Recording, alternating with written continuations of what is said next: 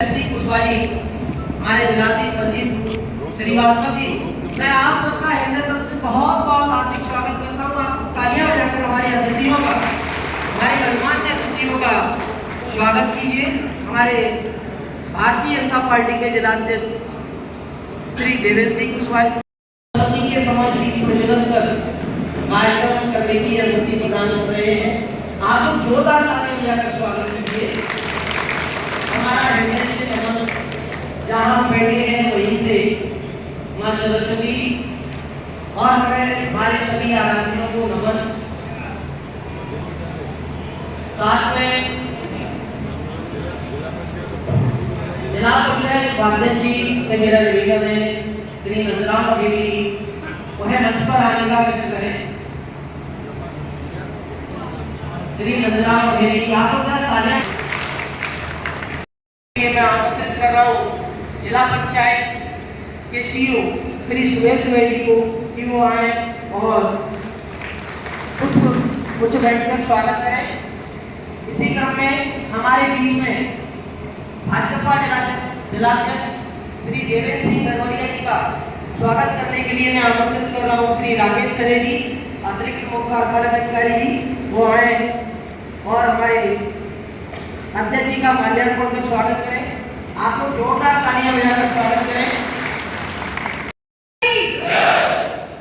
आज के इस कार्यक्रम में हमारे क्षेत्र में आए आदरणीय प्रहलाद पटेल जी, जो हमारे पंचायत राज मंत्री भी हैं और हमारे प्रभारी मंत्री भी हैं, हमारे भिंड नगर के विधायक आदरणीय श्री नरेंद्र कुशवाहा जी, हमारे पार्टी के अध्यक्ष आदरणीय देवेंद्र नरवरिया जी, जिला पंचायत के उपाध्यक्ष आदरणीय नंदराम बघेल जी, हमारे भिंड जनपद के अध्यक्ष सरोज जी, हमारे भिंड के उपाध्यक्ष शिवांकर भैया जी, और यहाँ पर आए सभी अधिकारीगण और सभी सरपंचों और पंचों को नमस्कार करती हूँ।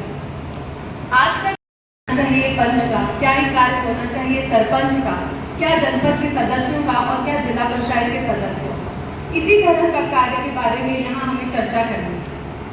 मैं मानती हूँ कि कई जगह संसाधनों की कमी की वजह से कहीं ना कहीं हमारे मन में ये आता है कि हम जो कार्य हमें करना है वो हम नहीं कर पाते। पर संसाधनों की समस्या हर जगह रहती है, पर उनसे ऊपर उठकर भी हमें ये देखना है कि हम अपनी पंचायतों के लिए क्या कर सकते हैं। उदाहरण के तौर पर अभी जो सत्र है, अब बच्चों के लिए शिक्षा की जगह नए बच्चों को स्कूल जाने की आवश्यकता आ रही है, नए सेशन शुरू हो रहे हैं, तो बच्चों को स्कूल जाना है। तो हमारा पहला कर्तव्य तो यही है कि हम ये सुनिश्चित करें कि जो बच्चे छूट रहे हैं, जिनका एडमिशन नहीं हो पा रहा है, तो किस प्रकार से उन बच्चों को स्कूल के लिए हम प्रेरित करें और उन बच्चों का दाखिला हम स्कूल में करवाएं। अब गर्मियाँ आ रही हैं, इस ऋतु में जो जल की समस्या है वो हमारे क्षेत्र में बहुत ज़्यादा बढ़ने वाली है। तो हमारा ये कर्तव्य है कि हमें ये देखना है कि किस प्रकार से हमारी उस पंचायत की समस्या को दूर किया जा सकता है, कैसे नल जल की योजना का पूरा हमें उपयोग करना है। जहाँ भी नल जल की योजना चल रही है या प्रगतिगत है या कई जगह पूर्ण हो गई है, तो हमें ये ध्यान देना है कि वो बिल्कुल 100% सही है, तभी हम उनको हैंडओवर लें। अन्यथा हमें हैंडओवर लेने की आवश्यकता नहीं है, किसी भी प्रकार के दबाव में आने की आवश्यकता नहीं है, क्योंकि ये हमारी जिम्मेदारी है कि हमारी पंचायत में हर घर तक पानी पहुँचे और किसी भी व्यक्ति को पानी लेने के लिए दूर दराज तक नहीं जाना पड़े। हमें ये सोचना है कि कैसे हम अपनी पंचायत को स्वावलंबी पंचायत बना सकते हैं, कैसे हमारी पंचायत खुद के लिए खड़ी हो सकती है, किस तरह से हम सोलर को अपनी पंचायत में उपयोग कर सकते हैं, कैसे हम किसानों को मोटिवेट कर सकते हैं ये करने के लिए कि आप सोलर की तरफ जाइए। बिजली पे जो हमारी डिपेंडेंसी है उसको कम करने की आवश्यकता है। हम उनको ये दिखाना, हमें उन्हें समझाना चाहिए, क्योंकि ये हमें गांव में चुना है। लोगों को लगता है कि हम उनका प्रतिनिधित्व कर सकते हैं, इसीलिए आज आप वहाँ और हम लोग यहाँ पे। जब पंचायत में तो लोगों ने विश्वास दिखाया है, तो हमारा भी ये कर्तव्य बनता है कि हम उस विश्वास को पूर्ण करें, उन लोगों की मदद करें, लोगों के लिए खड़े रहें। अब जैसे उपार्जन वाला समय हो रहा, तो हमें ये निश्चित हम ये कर सकते हैं कि कैसे किसान को CSC में अपना स्लॉट मिल सके, कहाँ तक उनकी मदद की जा सकती है। छोटी छोटी समस्याएं जो गाँव के लोगों को आती, कई बार ये समस्या आती है कि मृत्यु प्रमाण पत्र बनने में भी दिक्कत आ रही है, जन्म प्रमाण पत्र बनने में दिक्कत आ रही है। तो ये हमारा कर्तव्य है कि हम कैसे उन लोगों की मदद कर सकते हैं, क्योंकि उन लोगों ने हमें अपना प्रतिनिधित्व दिया है। तो इस रूप से हमें थोड़ा सोचना है, इस रूप में भी हमें आगे बढ़ना है, क्योंकि ये कहा जाता है जब सबका विकास होता है, सबका साथ होता है, तभी देश की प्रगति हो सकती है। और हम तो पंचायत के सबसे मजबूत स्तंभ हैं। जब पंचायत होता है, ये हम लोग गांव से जुड़े लोग हैं, गांव के व्यक्ति एक एक जने के हैं। तो जब हम लोग अपने लोगों के बारे में सोचेंगे, उनके साथ खड़े रहेंगे, तो आपका सरपंच बनना और हमारा जिला पंचायत का सदस्य बनना, अध्यक्ष बनना, जनपद सदस्य बनना, ये सब अपने आप में फिर पूर्ण होता है। क्योंकि हम मूल उद्देश्य हमारा यही है कि हम लोगों के लिए खड़े रहें, उनको जहां आवश्यकता है उनका साथ दे सकें। आप लोगों का बहुत ज़्यादा समय नहीं लूँगी, प्रभारी मंत्री जी आए हैं, हम उन्हें सुनेंगे। और आप सबसे यही उम्मीद है कि आप सब लोग इसी प्रकार अपने स्थान के लिए, अपने गांव के लिए प्रगतिरत रहेंगे। जय हिंद, धन्यवाद। बराबर लगातार आपसे संपर्क भी है। अभी हमें लग रहा है पंचायत भवन, सामुदायिक भवन जो जिसने मांग की, स्वतः ही आपके पास आए, आपके खाते में पैसे आए। गंगा जल संवर्धन योजना, यह मुख्यमंत्री जी की बहुत महत्वाकांक्षी योजना है। 30 मार्च से 30 जून, और सरपंच ग्राम पंचायत की बहुत महत्वपूर्ण कड़ी है। जो काम आप लोग कर सकते नीचे, हमें लगता है वो न तो सांसद विधायक जो हैं वो आपके ही माध्यम से करेंगे। मैं भी 2 बार सरपंच रहा हूँ, आपकी पीड़ा भी समझता हूँ। कुछ कठिनाई भी आती है। हमें लगता है भिंड का जो रेशो है ठीक हो रहा है। नरेगा भी अभी काम, नरेगा में भी थोड़े थोड़े चल रहे हैं। हमें लगता है भविष्य में और सभी ठीक होगा। मध्य सरकार का बजट पंचायत में बहुत ज्यादा है। हम सबके बीच में माननीय मंत्री जी बताएंगे। जो जल संवर्धन के काम में हमें लगता है ये सोखता पेट है, अपने उनको रिचार्ज के लिए जरूर करें। हेड पंप है, नल जल योजना जहाँ जहाँ पर चल रही है, और भी जो अपने नाले छोटे छोटे गांव की नाली हैं उन पे ज्यादा फोकस करें। हमें लगता है सरकार का भी फोकस है। आप सब लोग जो पहल करेंगे, पंच से लेके सांसद, भारतीय जनता पार्टी के अपने पास सभी हैं। तो हमारा सभी लोगों से अनुरोध है, जो जल संवर्धन योजना इसको सभी लोग अपनी पंचायत में लागू करें। और पर डे जो काम है, चाहे तालाब हो, कुआ हो, सूखता पेड़ हो, और सरकार पूरी मदद करेगी। जय हिंद, जय भारत। जनता पार्टी के जिले के अध्यक्ष कि पंचायत हमारी इकाई होती है। पंच से शुरुआत हम करते हैं। पहले पंच में वोटिंग होती थी। आज से 15 साल पहले हम चले जाएं तो पंच का चुनाव चर्चित होता था, लेकिन धीमे धीमे उसमें कमी आई। पंच हमारी पहली इकाई होती है। पंच हो, सरपंच हो, अरे गांव का विकास करना है हमें, तो पंच लेकर सरपंच तक जागरूक होना चाहिए। छोटी छोटी समस्याएं हैं, चाहे वो नल निकासी की समस्या हो, सड़क की समस्या हो, पानी की समस्या हो, जिस समस्याओं का निदान सरपंच बड़ी आसानी से कर सकता है। लेकिन सरपंच कितना जागरूक है, पंच हमारा कितना जागरूक है। जिस तरह हम लोग चुन के आते हैं, इसी तरह आप लोग चुन के आते हैं।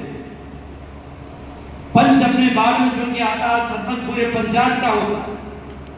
लेकिन हम सबका दायित्व बनता है कि हमारी पंचायत में समस्या क्या है और उसका समाधान कैसे हो। अगर समय समय पे हम पंच सरपंचों की बैठकें ठीक प्रकार के जब होने लगेंगी, तो मैं समझता हूं पंचायत की समस्या का हल हो सकता है। कभी कभी हम बैठक नहीं करते, पंचों को बुलाते नहीं, लेकिन जब पंच आएंगे, वैसे भी कहा गया 4-10 लोग बैठेंगे तो निश्चय रूप से गड़बड़ कम होती है। कुछ चीजों को हम नहीं जानते हैं तो हम किसी लोगों से साझा कर सकते हैं। 30-40 लोग होंगे, 10 लोग होंगे, 15 लोग होंगे, तो बैठक की समस्या का समाधान हो सकता है। आज मैं समझता हूं बहुत देर बाद पहली बार मध्य प्रदेश की सरकार ने पंच सरपंच और सम्मेलन बुलाया है, इसमें हमारे आदमी प्रहलाद जी पटेल आए होंगे। इस तरह की बैठकें पहले कभी नहीं हुई।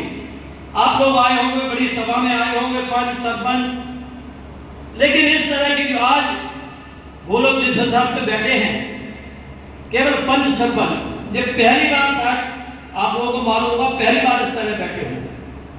आज से पहले नहीं बैठे, क्योंकि जब आपस में हम बतलाएंगे, बातचीत करेंगे, एक साथ बैठेंगे तो निश्चित रूप से आपस में सामंजस्य बढ़ता है, तालमेल बढ़ता है और समस्या का समाधान भी होता है। जब हम विकास की बात करते हैं तो आप चले जाओ 15 साल पुराना, जब कांग्रेस की सरकार थी, अगर हमने नारा दिया बेटी बचाओ बेटी पढ़ाओ, तो हमने उस पर काम किया। आज के पहले ग्रामीण में बिल्डिंग नहीं हुआ करती,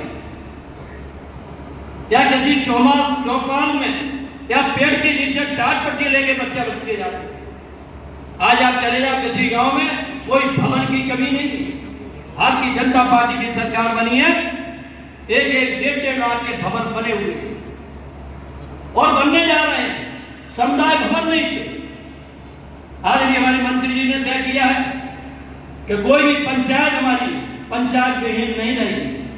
हम भवन बड़े बड़े बना रहे हैं, गांव में पंचायत नहीं है, पंचायत भवन नहीं है।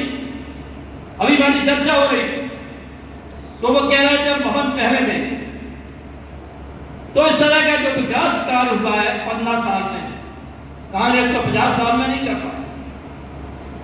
बड़े बड़े भवन हैं, हमको जब राजनीति हम समझते हैं, गांव में कोई बारात आती है, त्रिशूलों में बारात उठती नहीं, तो हमने तय किया हम 30-20 राय के गांव में एक समुदाय भवन बनाए, जो समस्या मुक्ति चली जा रही है।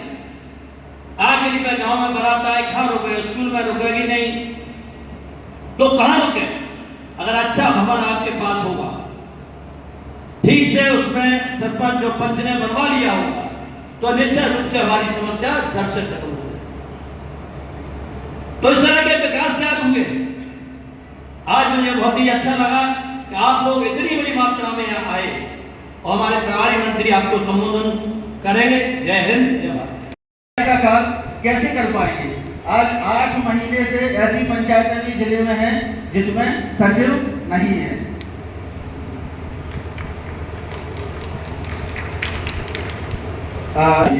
आज हमारे जिले की 2 वर्ष की राशि अटकी हुई है, वो उसकी कार्य योजना पास नहीं की गई। श्रीमान जी से मैं निवेदन करूंगा कि वो राशि हमें दिलाए तो हम कार्य को आगे बढ़ाएं।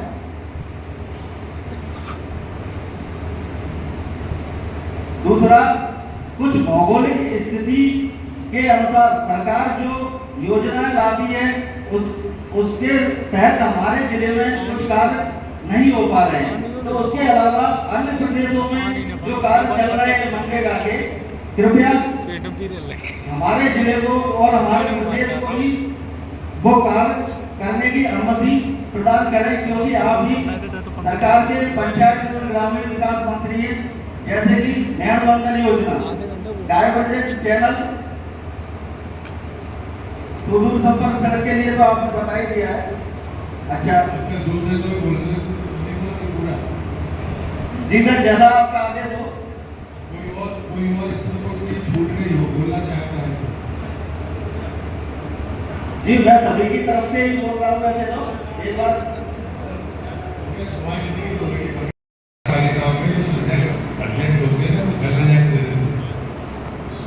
सूचना आपके पास ही होती है, आप नीचे जब कर सकते हैं तो वाले जाना पड़ेगा। बाकी जो दूसरा कहा है वो जाति प्रमाण पत्र के संबंध में सुप्रीम कोर्ट के विस्तृत दिशा निर्देश है, उन्हीं के अनुरूप जाति प्रमाण पत्र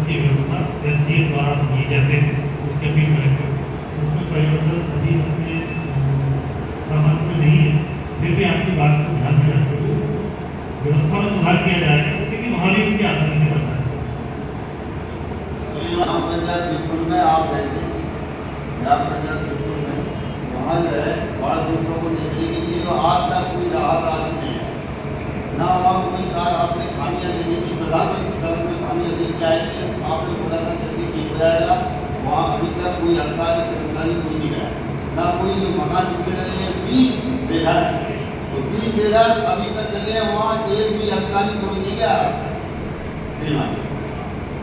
ग्राम पंचायत बिल्कुल जो बाढ़ आई थी उस बाढ़ में 20 लोग बेघर हुए थे, मंत्री जी स्वयं रहे थे, वो बोल जाए थे यहाँ जल्दी से ये निर्माण हो जाएंगे, बहुत ज़्यादा परेशानी हुआ, लोग अभी भी बाहर चले गए। हाँ जो मकान टूटने लगे पूरे जाली का लगे हैं, एक सड़क टूटने लगी है, वहाँ काफी नुकसान हुआ था और ना कि मुआवजा मिला, 2000 बीघा फसल नष्ट, वहाँ ना कोई मुआवजा मिला।